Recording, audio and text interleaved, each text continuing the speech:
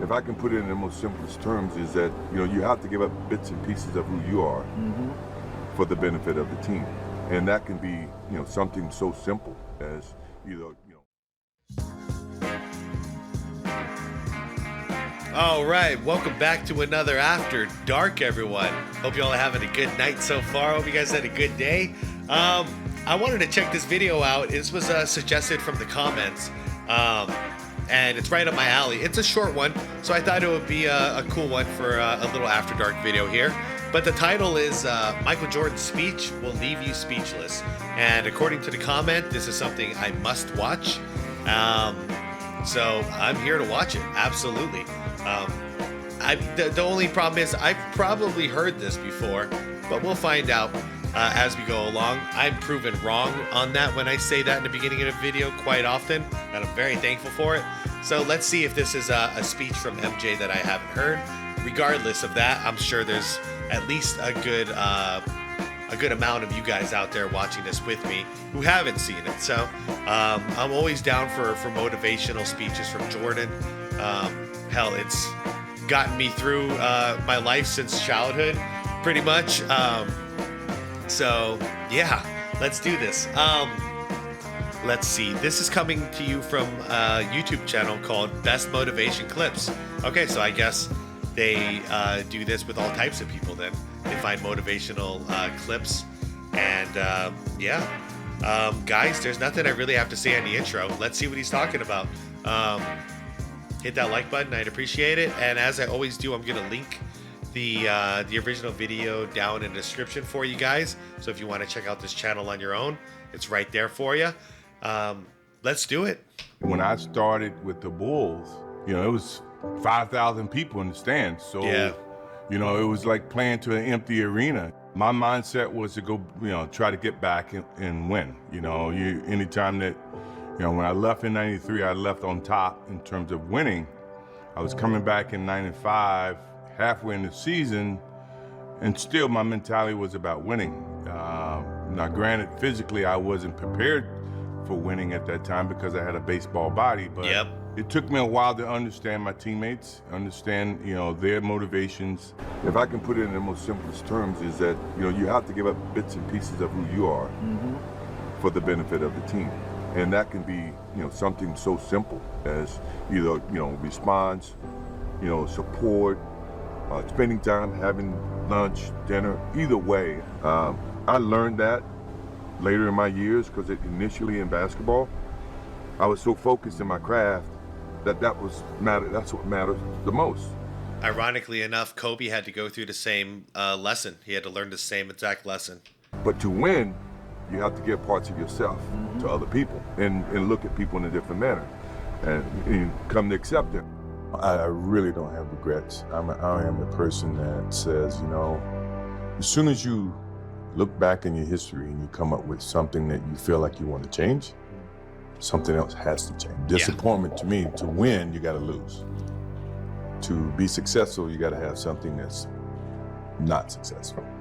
To be happy, you got to have disappointment. Yeah, 100%. I think all of those things have evolved and happened to make me who I am and understand the benefits and the privileges I have, and not to wear it on my sleeve, be very humble about it. That's one thing my parents taught me very well. Yeah.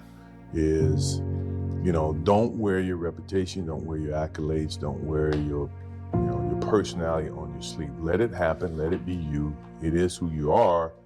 Don't hide from it, but don't wear it and rub it in people's face. Yeah. The thing that I remember the most about my father, and I had him for 32 years. And Is this where he taught him to pause before any big decision? never look at it from a negative sense. Obviously, he was murdered, and but the thing that I do remember all the time, I think about him practically every day. For a person like myself who live in the spotlight and is so critical, the thing he's always said: take a pause before you make a decision and say, what if? And the purpose for saying what if is that whatever decision you make, always either going to have consequences. You think about the consequences, pro or con, you make the right decisions that you feel is the right decision. So why? And that's why Jordan never cares about how we talk about him, how we critique him, where we have him in the GOAT debate, all this crap. He don't care. He did everything because he thought it was the right thing to do, and it's done. It's in the past now. I respect the hell out of it. And also that whole I mean, it's not even a speech, it's just him talking. That's how influential the guy is. He's just having a conversation while smoking a cigar there. But I had to come to terms and learn a lot of the same lessons. And I'm thankful for a guy like Jordan around to keep it in perspective. Because there was a period of time where I could have easily just become a victim with victim mentality. I had some bad stuff happen in my life. You know, I mean, in hindsight, did I deserve it? No, not really. It was harsh reality of life all hitting me all at the same time within the same couple of years. And, well, what happened during that time? Because of those terrible moments, I've become stronger than I've ever been. Mentally, emotionally, stronger than I've ever been. Because now I know no matter what kind of bad stuff can happen to me, I'm always going to be okay.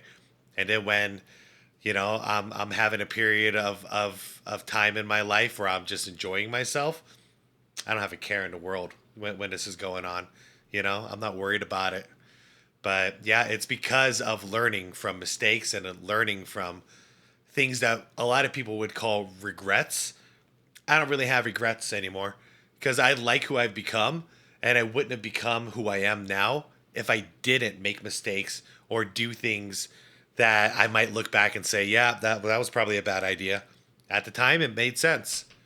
At the age of 31, is Michael Jordan playing minor league baseball for $5 an hour? With all he could be doing with his life, He's got plenty of money. why is he in right field for the Birmingham Barons, traveling by bus to play games in places like Greenville, South Carolina? That's an unfair shot. You know, I felt they felt I was disgracing the game. The game is not a game. It's not a religious game. It's a game. It's America's game. And I think everyone treated it like you're not supposed to play it if you don't play the game your whole life. I mean, that's not the way it should be. Agreed. 1990, 2005, they voted. Agreed. And they're talking about, like, what's he doing here? Man, the guy had already done everything he wanted to do on a basketball court. You know, he wanted to do something different, and it was fun. And he didn't regret it. It was a great time. He learned a lot during that time. People are so judgmental, man. I mean, that's not the way it should be. 1990 or 2005, they voted me as most popular athlete. You know, it's ironic that I'm the youngest of the three. So in essence, it's all relevated on who is watching now. If you ask 20 years from now, I'm pretty sure LeBron may beat me. I say that to understand that, you know, it is what it is. You know, I don't wear it, I don't showcase it, I don't rub it in other people's faces, someone else's opinion. If you ask me, I could never give you pain about things like that because as an athlete, all you want to do is be the best athlete. To now say that, you know, one's greater than the other is being a little bit unfair. I think when you can see the similarities and you understand, this is one way you can judge the two. How much impact did each change or evolve the game? Yeah. That's how people are judging certain things. Yep. I won 6 championships. Bill Russell won 11. Does that make Bill Russell better than me, make me better than him? No, because we play at different eras. Yep. So when you try to equate who's the greatest of all time, it's an unfair parallel. It's an unfair choice. But for me, I would never say one is greater than the other. Now, all the decisions I've... Real quick, just because a lot of people don't have that, I forgot that he said this. A lot of people don't have this as part of their like, okay, when I'm doing like a all-time greats list, say like my top 10 all-time NBA players list, one of my major criterias is, did you make the game better or did you cheat the game? First criteria is winning. You know, being the best player on your team and that leading to winning championships. That's number one. But then it's, how did you get those championships? Did you hurt the game? Or did you grow the game? You know, in other words, is this love or is this hate? And the great ones, the true great ones, the true artists on a basketball court, they helped the game grow. They made the game healthier. They made the game better for the next generation. If that's not love, I don't know what is. Made. Other people may view to be not the right decisions from their perspective. Yeah. But for me to go play baseball, It's his life. and everybody says, "Oh, it was a failed opportunity to play baseball." You know, that's what they think. For me, it was the best thing that could have happened for me. Yep. Because it allowed me to go back to the game with a stronger passion. At the same time, I was able to understand the love that these minor league baseball players have, making $1,500 a month, which is nothing. But for them, it was big. To me, to see that helped me put things in perspective, to understand the platform that I was on in '93. He always said from the beginning he would never cheat the game. And if he just stuck around, you know, just going through the motions and getting a paycheck in basketball, he would have been cheating the game. He would have been a hypocrite. But instead of doing that, his love switched to baseball for a little while there. And then through that journey, he fell back in love with basketball. So he was able to give again to the game of basketball. And then his final 2 years in Washington, again, he wasn't trying to cheat the game. He only took $1 million a year on those seasons, and he donated it all to charity, the September 11th fund. You know, so he was never out there trying to cheat the game, and he was only playing when he was in love. That when I went back to it in '95 and '96, I appreciated it even greater. So when we won those championships and we went through those things mattered to me far greater than what I did in '91, '92, '93.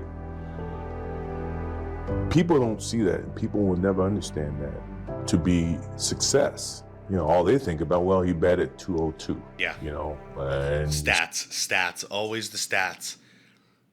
I think a lot of these people are just too young. They haven't gone through it yet. They have no idea what it feels like to be in love with something and then to fall out of love with something. And then they can't even fathom the idea of needing space from that something before you can fall back in love with it.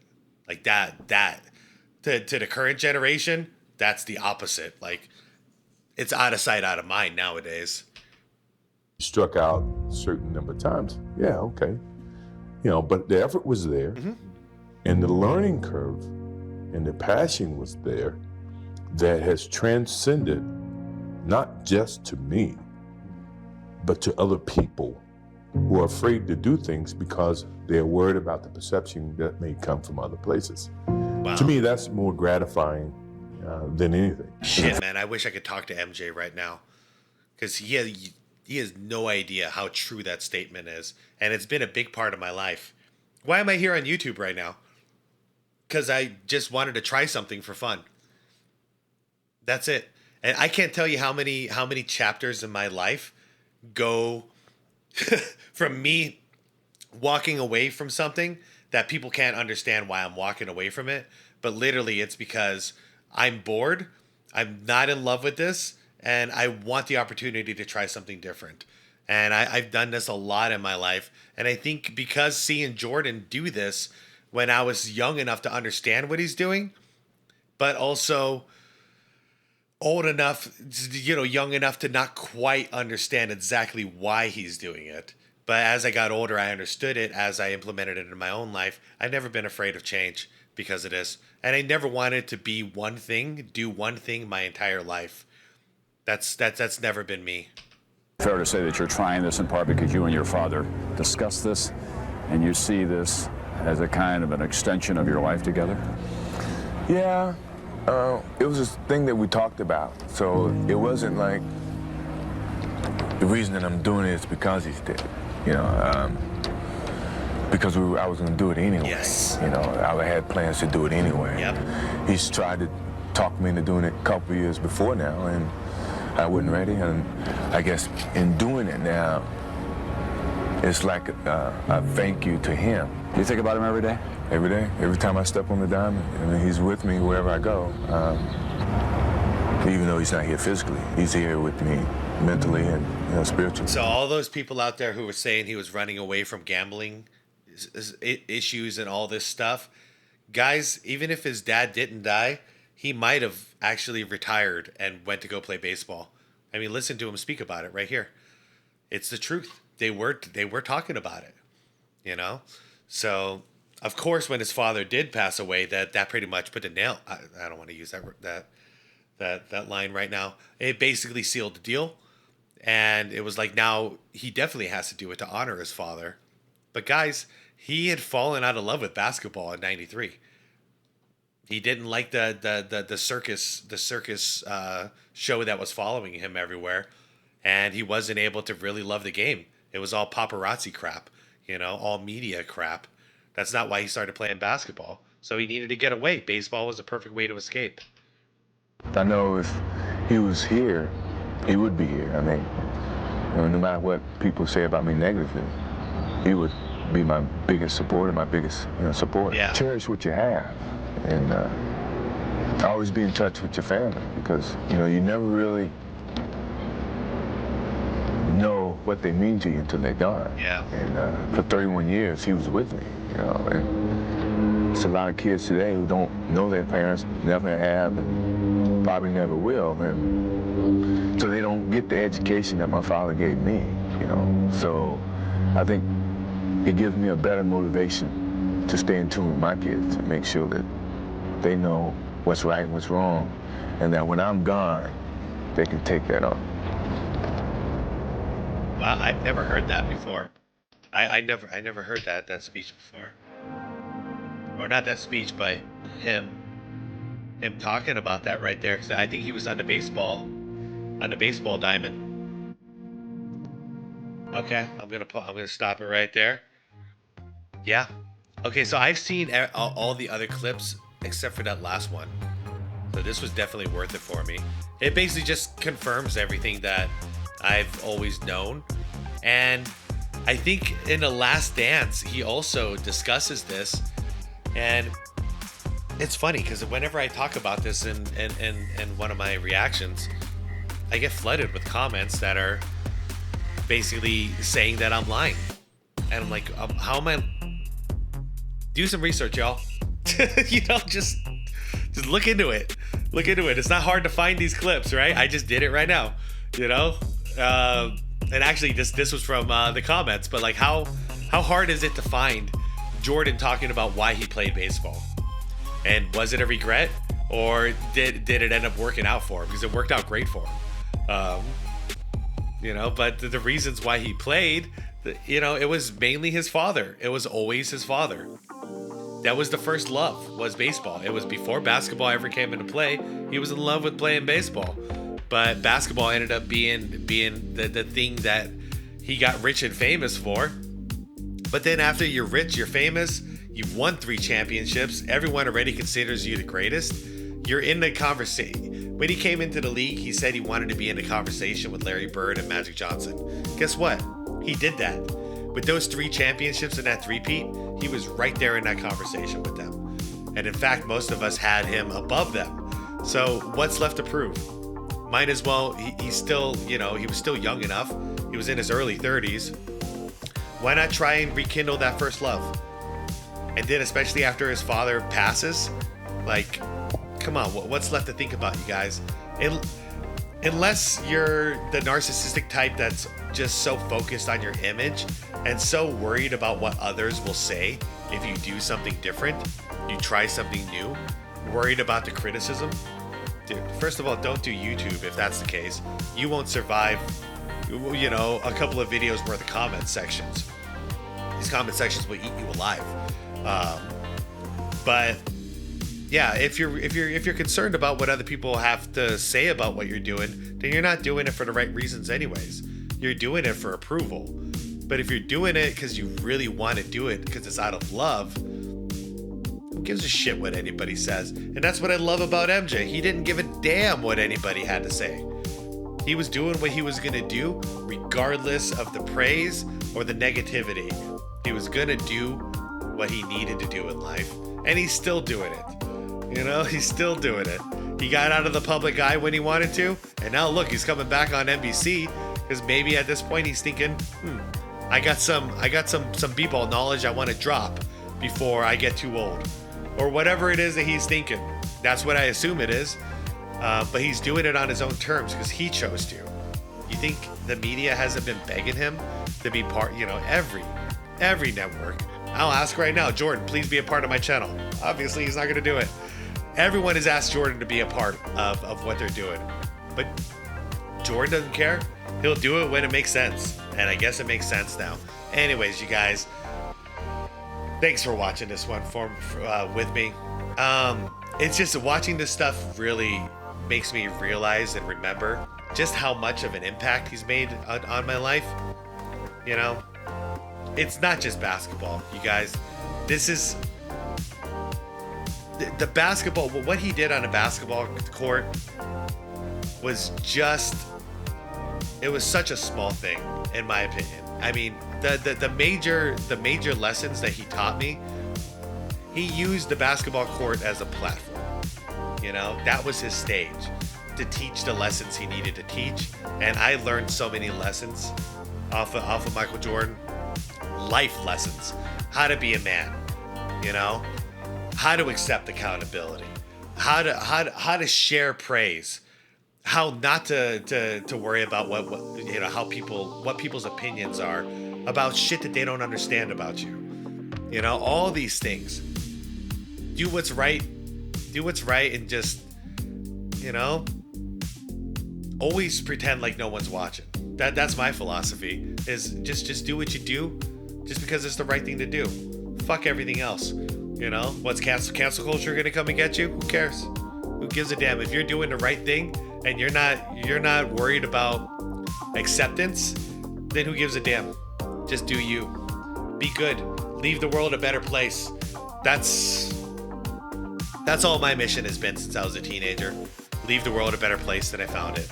So at this point, what's left except for just sharing, teaching, learning more, all that good stuff. Anyways, you guys, I am out of here. Sorry about the long outro. I have no idea how long that outro was. Hopefully you don't mind hearing the song playing right now. I can't hear it. I won't hear it until it's edited. And anyways, you guys, thank you so much for watching. I appreciate you all. Like the vid, subscribe if you want more content like this, and maybe if you enjoyed this, subscribe over to the channel here, the best motivation clips, because that was a cool vid. All right, guys, I'm out of here. Peace out. Good night. Treat your loved ones good. Treat yourself good. Don't give a fuck what anybody has to say about you. You know, if you can look at yourself in the eyes in the mirror at the end of the night and be honest with yourself and say you're a decent person, fuck what anybody else has to say about it. Excuse my language, and be water, my friends.